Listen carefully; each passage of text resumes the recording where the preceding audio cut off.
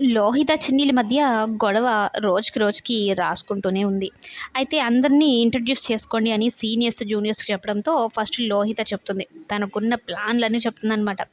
త్వరగా ఎంటెక్ అయిపోవాలి, జాబ్ వచ్చేసేయాలి, మంచి ఎంఎన్‌సీ కంపెనీలో జాబ్ వచ్చేసేయాలి, వారంలో 3 రోజులు ట్రిప్పులుండాలి, ఫారిన్స్‌కి తిరగాలి, బాగా ఎంజాయ్ చేయాలి, లైఫ్ రిచ్‌గా ఉండాలన్నట్టు చెప్తూ ఉంటుంది.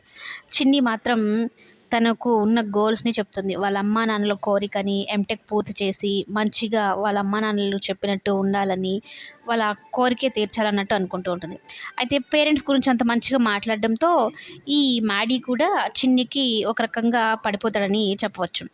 అయితే ఆ తర్వాత చెప్పాల్సింది మ్యాడీ అనమాట. అప్పుడు తెలుస్తుంది చిన్నికి, ఓహో! ఇతడు సీనియర్ కాదు, జూనియరే, నన్ను కావాలనే ర్యాగింగ్ చేశాడు అని.